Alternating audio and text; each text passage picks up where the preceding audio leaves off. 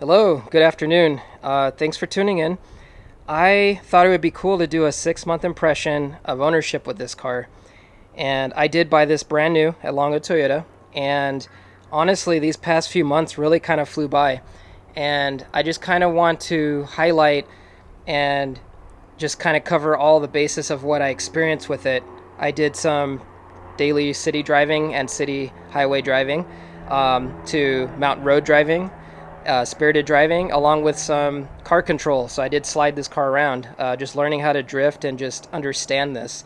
And I tell you what, every time I do drive this car, I learn something new. And this being my first brand new car, there is so much to be had in an experience with this. So I just kind of want to go over those highlights. So I picked up this car at 14 miles, and the very next drive, I took it to a mountain road, and I did what's called a hard break-in. I made sure my temperatures were at operating temp. That's including both coolant and oil. And I did what's called an RPM sweep. And I kept it between 4,000 and 7,000 RPM. Some of you might be skeptical on that, but quite frankly, it doesn't do any harm if you do it the right way. So if you want to learn more about that, I will include a link down below as to why and how, and I'll break that down for you. So I did that all the way to about 1,000 miles, and then I changed the oil because typically during the break-in period, you do want to change out the oil because it can have a little bit excess of metal shavings in there and other contaminants. You don't want to keep that in there when you're going the longevity till your next oil change interval. So that's just the one unique thing that you do when you do the break-in, and then after that, you can go ahead and change the miles on your normal interval cycle. And then since then, I've just been driving it, and currently at 2,983 miles, just shy of 3,000 miles, and doesn't sound like a lot because this is my weekend car, but I want to say most of the driving that I do is spirited driving. So let's just say 80% of the time spent in this car is either a mountain road or in some nature like that, and I'm above 4,000 RPMs most of the time. This is why I broke in the car the way I did, because I broke it in the way that I intended to drive it. After this point, I wanted to cover some of the other things of just everyday and spirited driving stuff. Let's just start with street driving. Ever since the break-in period, I changed the oil 1,000 miles, and I changed out the 0 weight 20 oil and went with a 0 weight 40 oil from AMSOIL, and I also added the AMSOIL oil filter. Now, I changed the oil. The fill line, when you fill that up, is about 5.3 quarts. And I had an extra 0.7, so I just topped that off. I just finished off that quart and added it, made it even 6. So now I'm at a 0.7 overfill, and that's what I wanted.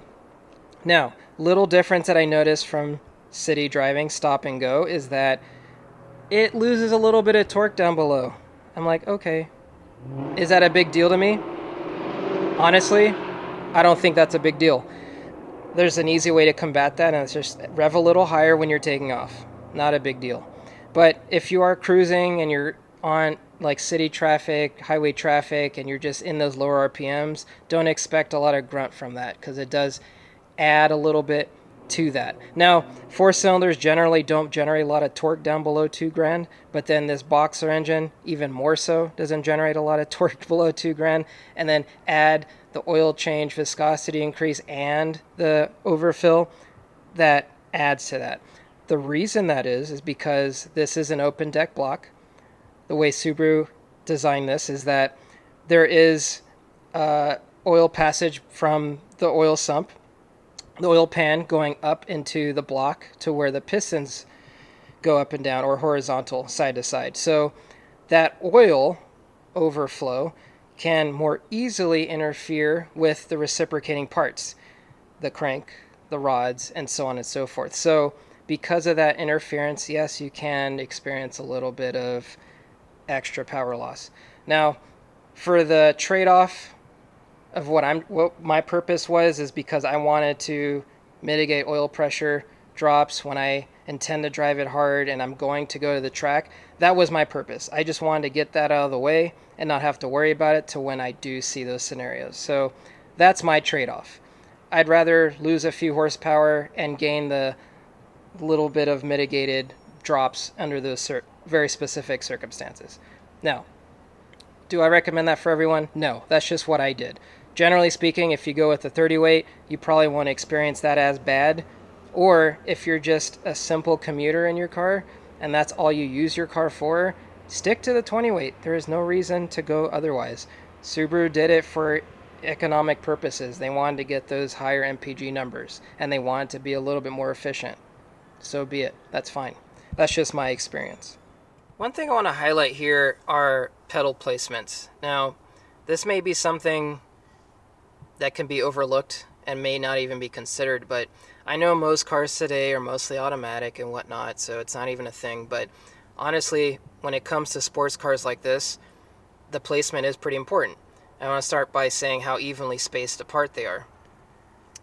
Now you got your clutch pedal right here, and the gap between that and the brake pedal, which is to the right here, is nicely spaced. It's not too close to each other to where you're going to collide and hit both pedals at the same time, but it's just the right amount of distance to where if you needed to, you can heel toe and brake accordingly, or clutch or downshift and do whatever you need. And then also, the depth of the clutch pedal is actually slightly further forward towards the seat than the brake pedal. So the brake pedal actually sits a little further back than the clutch pedal does. And they did that for ergonomic purposes. And then, if you look at the gas pedal, it's even further back. But also, the space between the brake pedal and the gas pedal is also equally spaced. So again, if you do want to heel toe, you're not too close to where you're going to mash both pedals at the same time if you have wide feet, but you can still manage to do it depending on whatever your technique is. So those are some of the things that I like in a sports car, that it isn't something that most people consider, but for me, when it comes to driver's car, I like that. And you're probably wondering, why do they have that oddly spaced from each other? Like, they're offset, they're not flat. Well, Toyota's been doing this for a minute, and they also do this in their Toyota MR2. And really, it has a lot to do with when and how far you depress these pedals. Most of the time, in the scenario where you do heel toe, you're going to be doing medium to hard braking. And usually, based on where this pedal sits static right now and versus where this gas pedal sits static right now, when you are medium to hard braking, it'll actually meet the pedals flush to each other. So that's why they offset it. It's so that when you're actually in need in that particular driving scenario, it'll be flush with each other. And the clutch pedal doesn't really need to be flush to these guys, because when you depress your clutch, the point of release is further back anyway, to where it is almost equidistant to these pedals when you're on brake, clutch, or gas, just depending on what you're doing. There's a few things I want to focus on that I really appreciate when Toyota and Subaru designed this car, is that they designed this cockpit to be very driver focused. And what do I mean by that? Well, as you can see, the seats here, they have this bolstering on the top here where your back sits, and then also on the bottom here where your butt sits. And you can see how it kind of curves outwards and holds you on the side. It's almost like it's hugging you. And now for a street seat, I think this is pretty good for being an everyday street seat to accommodate all types of drivers, height and sizes. But I think it does a really good job for a stock seat. Now, that's one aspect. The way the seat holds you is pretty important, especially if you're driving a sports car and want to drive it spiritedly or on the track. The other thing is how everything in the interior is very driver focused. I'm going to start with this steering wheel. As you can see, the circumference of it, in my opinion, is the perfect size. It's not too big, top to bottom, and it's not too small. Now, if it is too small or if it is too big, you do have to muscle the car around a lot more. But based on having the right diameter, that actually makes it a lot more easier to give inputs. Now, it is a manual transmission, and as you can see, the e-brake is in the position to where I personally like where it should be. Now, when I was doing my car control videos, the e-brake is in the perfect position, because when you do clutch in, you want to yank the e-brake, it's right here. You just pull it up and then drop it back down. Same with the shifter. The shifter, both of these are in the right position next to the steering wheel to where, let's just say you're on the track and you're revving this thing out and you want to go ahead and shift. Typically, your hands sit at 3 and 9 or something, a little above, a little below, and then you go to shift. You just reach back down there, grab that shifter, and then put your hand back there, and then you continue, and then you do the same thing. Shift up or shift down. And it's not too high, it's not too low. I think it's in the right position that kind of perfectly matches the e-brake height and then also just in the right distance from each other. So those are some things that I pay attention to when I'm driving a sports car. Also, the inputs, the feedback from the car itself, you're getting it all on this display here.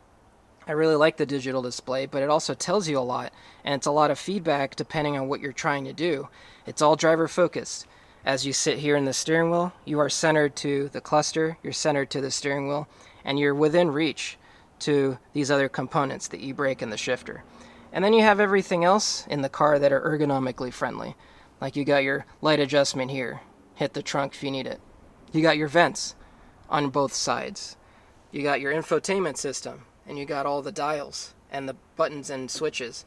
I think they're all in the right place, honestly, and it's just, this is like, it seems simple. It may seem like, well, why do I need to kind of highlight this? But when you go from one sports car to the next, when you see what formulas actually make it a true sports car, all of these things that I mentioned are basically very much similar. Like you're going to see the same thing, copy, paste, in a lot of good sports cars because that's what drivers like me, enthusiasts, prefer in a car. Now, when it comes to this car's tire performance, braking, and suspension handling, I'm going to highlight those things, but I'm going to start with tire performance. I really like these Michelin Pilot Sport 4s. They do really well for a street tire, and I'm going to mention some of the things that they do. As far as just dry grip in itself, it performs really well compared to what you get for the tire in the market. It does pretty well considering the type of tire it is. Now, given that it's not a full or max performance tire, whatever the highest level summer tire that they're rating these things at, it isn't quite that, but it's just a step down to where it can still do a lot of the daily, everyday, spirited driving stuff. Now, dry weather performance is really good. I think it does really amazing for what you get. Also, wet weather performance is really good because it does tread a lot of water from the surface of the road. Now, these are wrapped on an 18-inch tire, and the 18 does have a short sidewall, the 40, but honestly, considering that, it's actually pretty comfortable of a ride. It's not too jarring as you would think. Now, road noise, yes, this car generally is kind of noisy on different types of roads, just depending on the surface, but that really just comes down to NVH. They're just keeping costs down. So yeah, you're going to hear everything that kicks up from the road. Whatever. That's not why you got the car. So tire performance, I give it a thumbs up. Now, braking performance. This is the first factory car that I've ever owned, that I purchased, that came with factory Brembo brakes. I give it 2 thumbs up. I really like it because, one, you come with this larger size diameter rotor.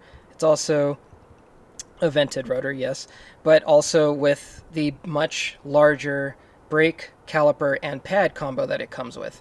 Now, the regular base cars come with a smaller single piston and a smaller rotor diameter, which is fine for everyday street driving, but I liked that my purpose of what I'm going to do driving with this car is spirited and more track oriented. I'm glad that it came with this because I had to modify my other cars that I've owned to get to this point to where it has the great initial bite. You don't have to mash on the brakes for it to slow down. It's really like on tap. There's a lot of braking for this car considering it's only 2,800 pounds. I really like it, and I'm really curious to see how it does perform on the track as is. I know eventually I'm going to have to upgrade the pad, and I know I'm going to have to upgrade the fluid, but just generally speaking, it does pretty well considering. And then the suspension on this. We know that it's on Sachs dampeners, and it absorbs and goes over bumps really well. It feels very like The only way to place it is it feels peppy in the sense that it just wants to hop and skip, but not in a bad way. Like it goes over and it absorbs and it dampens, hence the word, really well. But when you want it to perform and you want to get ready and set up for the next turn, there's no slouch. It's immediately there and ready for you to take the next turn or to stomp on the brakes and for it to absorb that shift of energy. Like it just transfers weight front to back, side to side really well. And it does a good job at eliminating body roll. I'm actually really impressed at how little, as far as feel, when I take the turn, it feels like it has very little body roll in this car. Especially when you do get on the brakes kind of hard. It doesn't feel like it nosedives so hard. It just, yeah, you feel the front dive down, but it's not like obnoxiously diving down forward. So kind of things that I wanted to note, all these things for everyday driving. I don't know if you're sensitive to how comfortable a car should be. It definitely doesn't ride like a smooth Lexus. It's not that kind of car. But again, if you're looking for a sports car and you want to feel sports-like, all of these things that come together from the tire to the brakes to the suspension really make this experience that much more enjoyable. One thing that I am pretty impressed by with this car is the electronic steering. This car actually feels like a mechanical steering rack with fluid, like a hydraulic steering rack. It's really interesting how they tune this, but they tuned it so well to give you the feedback. I've driven a lot of different cars that had different electronic steering racks, and it kind of made the steering feedback and inputs very numb. Like you go over bumps, you go over, uneven surfaces, you're taking a turn, like you don't get that feedback a lot of times in these electronic steering racks. But in this car, they implemented that, and it feels pretty darn close to a full mechanical car in its steering system. So hats off to Toyota for doing a great job on the steering inputs, because that's really important, especially if you are the type of person that wants to drive this in a spirited manner, that wants to take the turns, enjoy the open road or the track. That feedback is crucial for you to be able to drive it fast, but also in a safe manner to where you have control of what the car's telling you. So all of that, when it comes to how they set up this car, is very important. And it kind of, again, works in unison with all the other things I've mentioned. As you can see, that's my average MPG, 23.7. And I want to focus in on the type of driving that I do. I would say 80% of my driving is spent between 4,000 to 7,000 RPM. So I'm constantly in this RPM range because it's a weekend car. It's not my daily. I go to mountain roads. That's how I drive my car, and that's how I enjoy it. And that explains this MPG. Now, the other 20% is just commuting to and from on the highway, and that's why I get this average. Now, I've done some highway cruising only, and as you know, this is your average MPG on the fly. So this is what I've noticed at different speeds. We all know that Toyota is rated at, or at least this car, Toyota Subarus are rated at 27 MPG for this car on the highway. Or, what was it, 22, 23 on the street. Now we're just going to talk about highway. If I'm cruising with traffic, they're going 60, I'm going to go 60. If they're flowing at 85, I'm going at 85. So based on that range, this is what I've noticed. If I'm cruising, my miles per hour is at 80, and I can sustain 80. This number, now taking consideration the environmental factors, I'm not in 95-degree weather doing this, and I'm not in 35-degree weather doing this, Fahrenheit.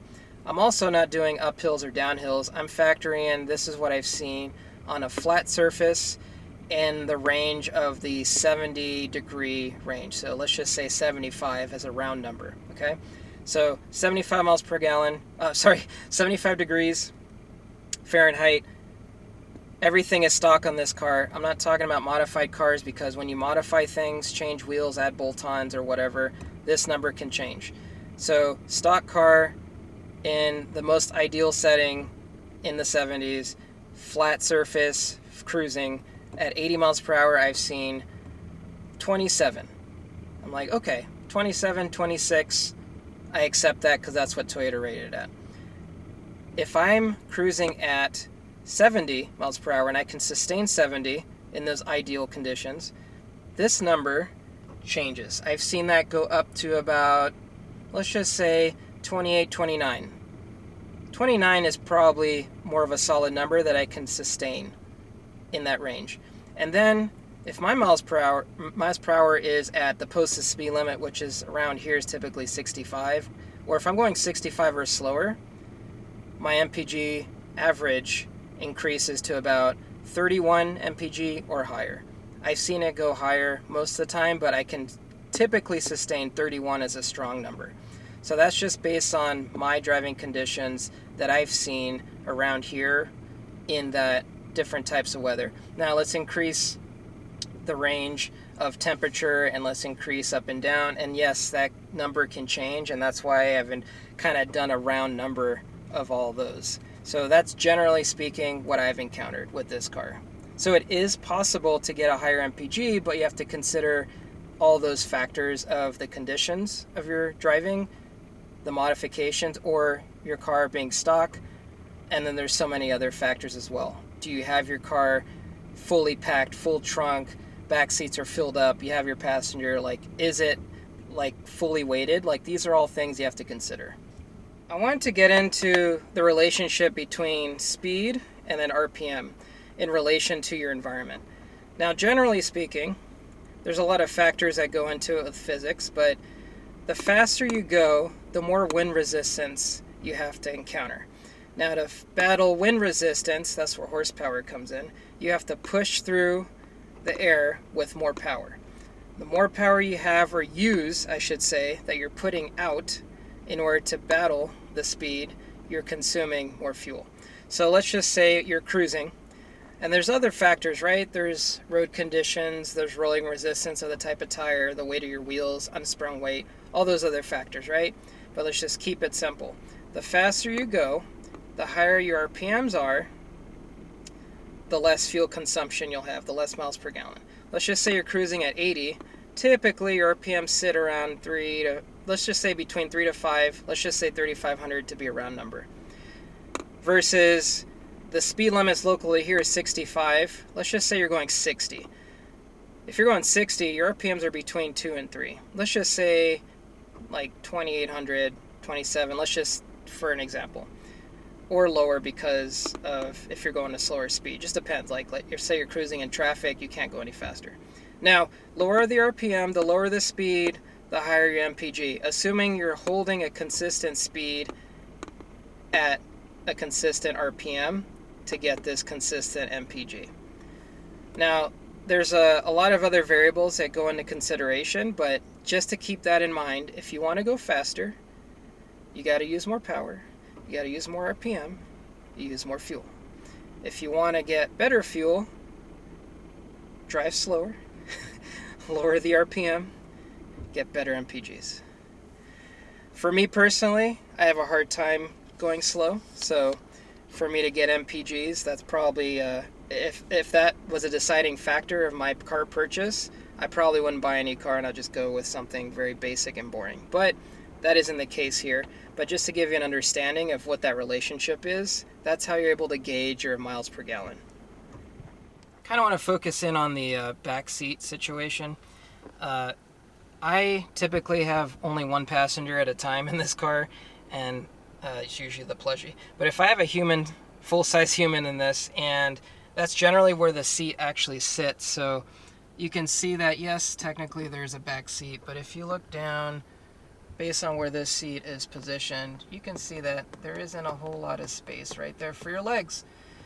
And then if you're a tall person, you have to consider the height situation, because there isn't a whole lot of space if you are tall. So you literally have to be a tiny human, but again, you're not going to be very comfortable. So honestly, I use that as storage. It's like a second trunk for me, and I don't really worry about putting people back there. But I think for everyday scenarios, if I would say the front passengers, driver and passenger, are below 6 feet. Oh shit, I don't want to say below 5'8". Let's just say that. You probably have a better chance of fitting two small adults back there, but other than that, you're stuck to either children's luggage or plushies. So that's just what I've noticed driving this car. As far as spirited driving is concerned, I have no complaints. I think it has more than enough power to carry its momentum through the turn. It's just enough power to get you out there and start having some fun, but not too much to get you into too much trouble. It's not overwhelming power, but it definitely pulls. It definitely has a nice power band. And all thanks to this new engine, the FA24D has VTC, so that variable timing control really makes your power band much more usable. And really all that really does is, in the RPM range, the cam timing adjusts your timing so that when you're in the higher RPMs, when you advance your timing, you gain more power. When you're in the low RPMs, it adjusts your timing so that you have less timing for more torque down below. So cars that have cams and you have to set your timing according to the cam, it can do really great up top. That's where you get all your power. But then once you start to fall below, because it's preset to that, you don't have much power down below. You're missing that grunt, and that can be adjusted from timing. And vice versa. Most economy cars are set to a lower timing to have more usable power down below for day-to-day driving. But when you ring it out and you get up to the top, you don't have much top-end power because it wasn't set up for that. And so that is just a little bit of what that VTC does with this engine. It just makes your power band much more usable between, I would say, 3,500 RPM, maybe even 3, all the way up to redline. So that's a pretty wide range of torque. That's usable power that allows you to kind of stay in one gear if you're just going through the turns, and opposed to having to shift constantly. You don't have to do that. That's kind of the benefits of why they added this to the car and what makes it so good. So I really do appreciate that. Driving this car, I've noticed the clutch pedal feels a bit soft, but it's easy to drive. Like, I'm not complaining. It just makes it easier, but it does feel pretty buttery soft. And I'll go into that moment to where we do spirited driving. That's where you feel like, okay, well, it's not so bad. But for a street car, at least the pressure from the pedal itself, that's what I mean by it feels a bit soft. And that's fine. I know that there is a mod you can do by removing a spring, and it's more of a spring assist. So if you remove that, then you'll actually feel what the clutch pedal should feel like without the spring assist. So I might actually consider that in the future, because I like a little resistance. I don't necessarily like it to feel super soft. It's almost toy-like, but I mean, that's just my personal preference. I don't think it makes a difference as far as driving experience is concerned. It just changes how it feels. I also disconnected the fake noise after some point, and I noticed a few things. The fake noise was obnoxious. I don't really know why people, or why did Toyota or Subaru think that was a good idea? I don't know. In my opinion, it's a sports car, and it's a unique sports car with a boxer engine. I want to hear the boxer noise. That's just my opinion. So when I turned off the fake noise and I heard it for the first time, I realized the stock exhaust is super quiet. Like, you don't really hear it inside the car. Very little to no decibel sound from in the cabin. You can hear when the windows are down, and you can kind of hear it like make this high-pitched sound of air rushing out, but it's really not like this typical Subaru rumble. What I did notice, though, because I'm new to the boxer engine world, the engine is actually pretty loud. It makes a nice Subaru rumble, and that's a new experience for me, and I actually prefer to hear the engine. So I like that. It's noisy enough for me to hear what the engine is doing, and that's just my personal preference.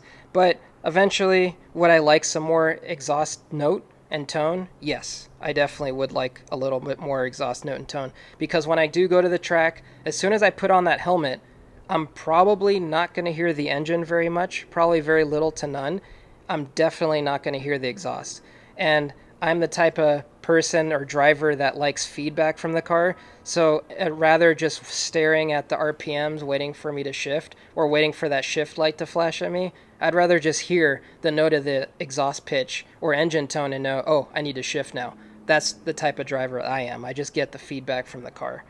But again, just little things that I'd prefer that I would tweak here and there if I could choose. Just add a little bit more noise.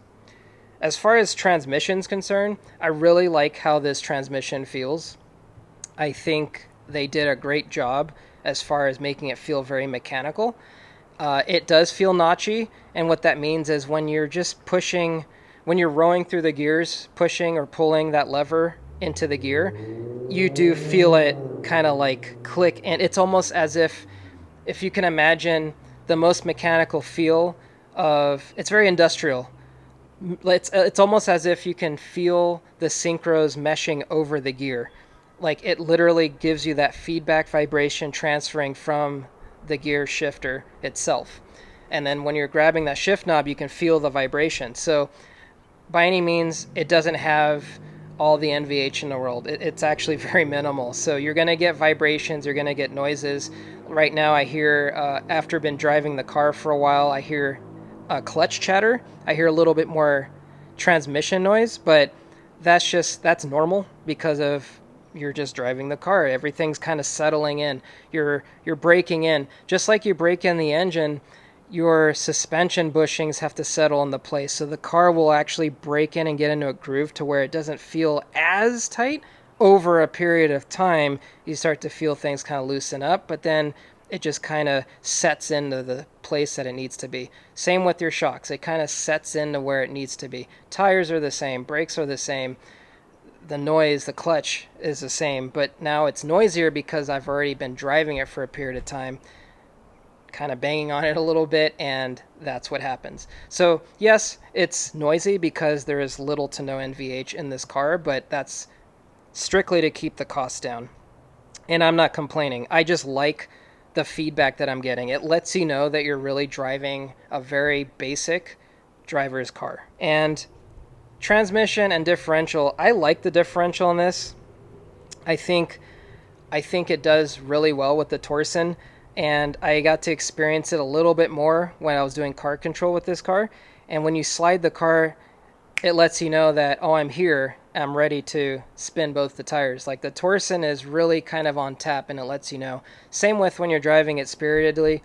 When you're entering a turn and you ease onto the throttle, you can feel the diff kind of locking up and turning you into the turn. So I really do appreciate mechanical style diffs, and this does it really well, and I'm glad that they threw it in this car. I've owned quite a few cars before this one, and what I've always done was I ended up modifying it to feel a little bit better and kind of fit my needs. Like I wanted to add a little bit more braking, so upgrade the pads, or I want to add a little bit more suspension, so I changed the rate and changed the dampening. I wanted more grip, so I changed the wheels and tires. Like I always had to modify the car to get it to feel a certain way.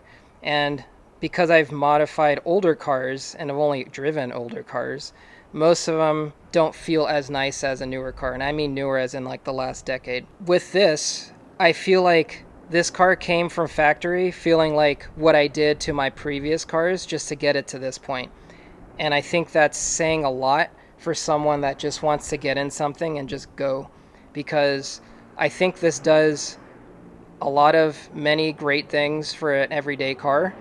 But also, if you do want to track it, it's very capable, and it has all the extra features in it. So that's something I wanted to add in there that I feel is worth considering. So of course, this had to pass the final test with how my girlfriend felt about this car. So I have several cars that have been set up in many different ways. I have cars that ride a little too harsh for the street, cars that are a little too track oriented, too loud, too noisy from the drivetrain, rides rough, the bucket seat is too aggressive. Like all these things incorporated into an everyday car can be a little bit of an inconvenience. I'm not going to lie, I do admit that.